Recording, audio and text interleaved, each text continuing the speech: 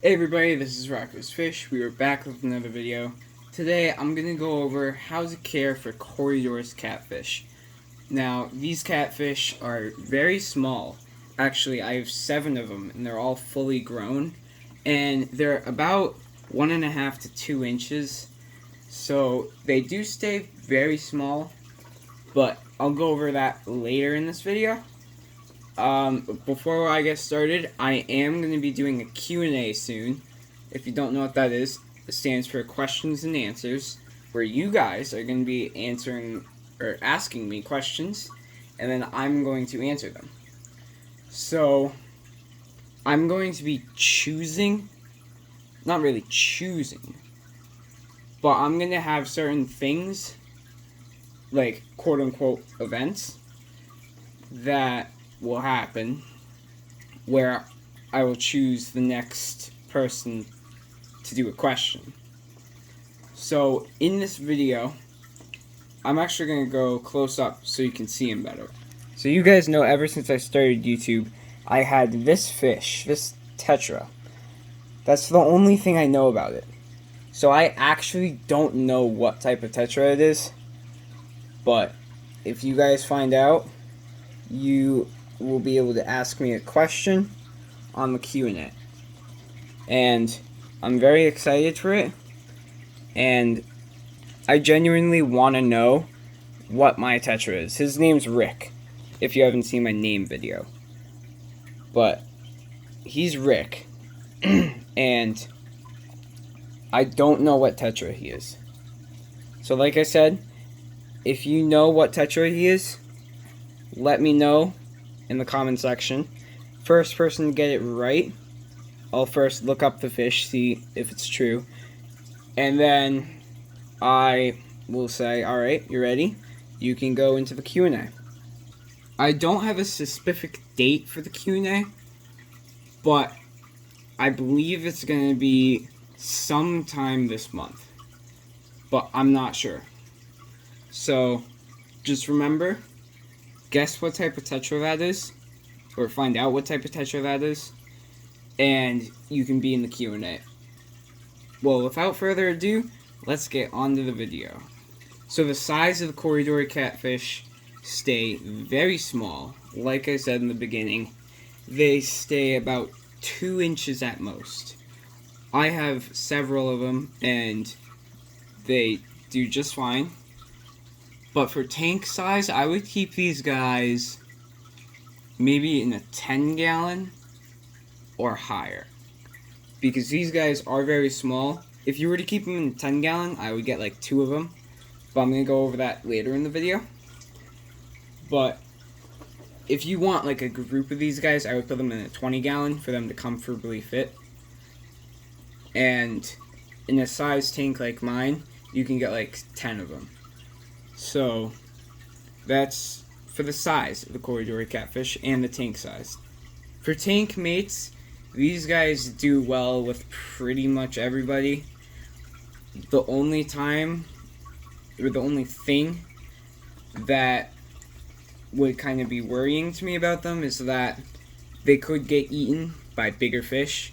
So for example, if you have fish like arowanas, which I love, they will eat your Corydoras, most likely. Arowanas typically stay at the top. I'm going to go over that in a future video. But, like, big fish don't truly go well with these guys. Like, if you see, I have a Nicaraguan cichlid and a Sevron, gold Sevron, and they do just fine, but that's because their mouths are really tiny.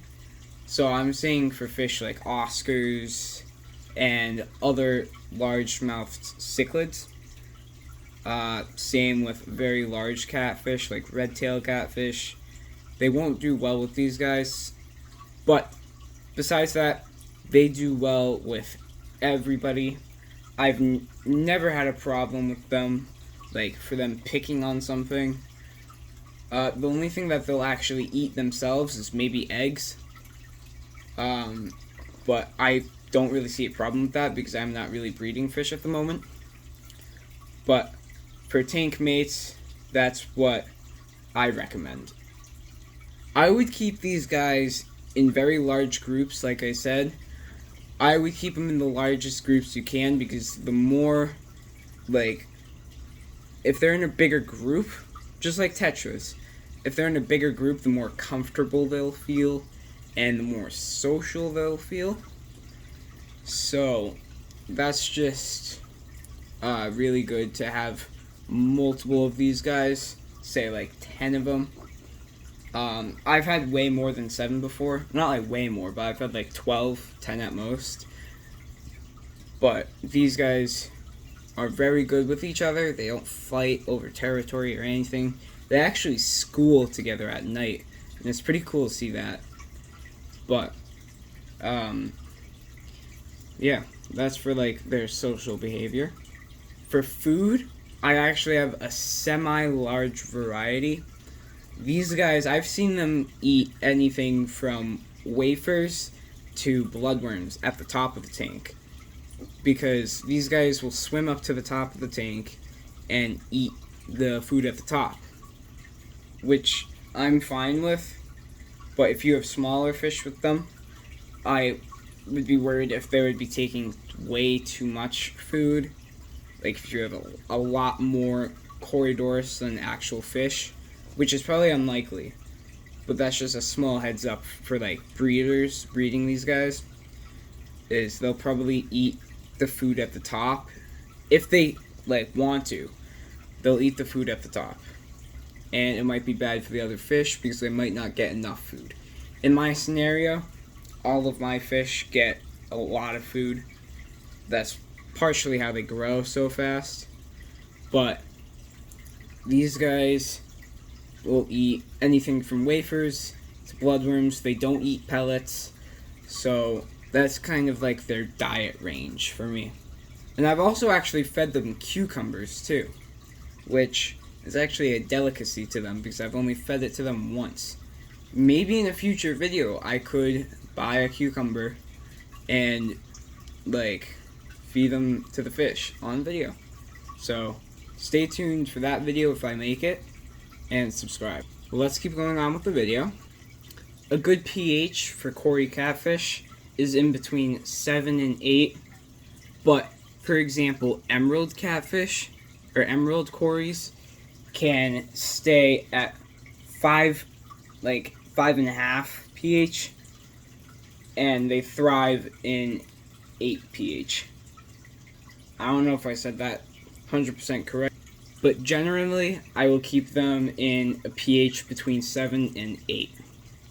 For temperature, I would put these guys in 78-degree tank Fahrenheit, just because I feel they kind of thrive in that. And I just feel like they should be in between 76 to 80, just like comfortably for them. So roughly a temperature of 76 to 80 degrees Fahrenheit.